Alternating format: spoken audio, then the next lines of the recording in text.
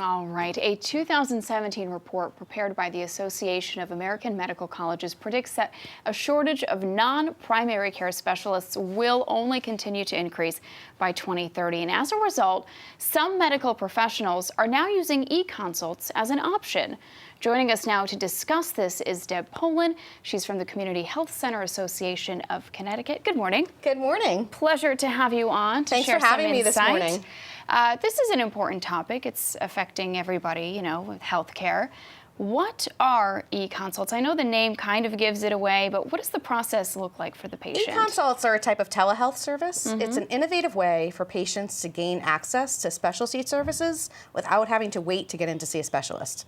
So here's how it works. You go in to see your primary care provider. Maybe you have a mole and you don't have 6 months to wait to see a dermatologist or a year.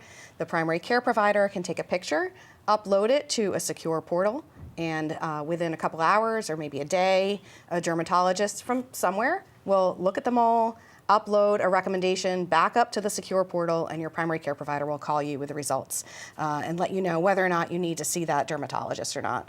We've done eConsults with cardiology, with ortho, all kinds of different specialists. It sounds seamless. You've touched upon this a little bit, but what are some of the other benefits with an option like this? eConsults are really a win in every situation. It's great for the patients because they get access to the services that they need without having to wait and without getting sicker over time waiting for these services. The primary care providers actually really like it too because they're learning from the specialists. So the next time they have a patient come in, they are more prepared to deal with that patient.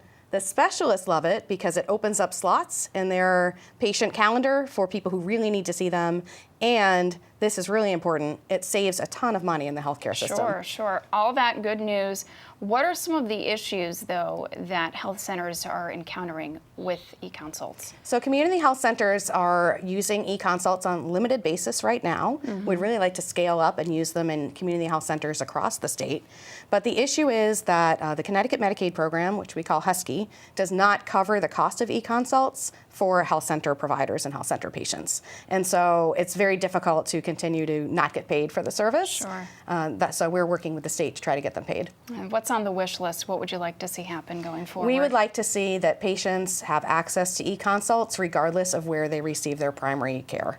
And so one of the issues that we're talking about with the state right now is making sure that they pay for eConsults for primary care providers to do these eConsults regardless of whether the primary care provider works for a community health center or works in private practice. All right. Well, thank you very much. Looking forward to seeing how things progress. Thank you.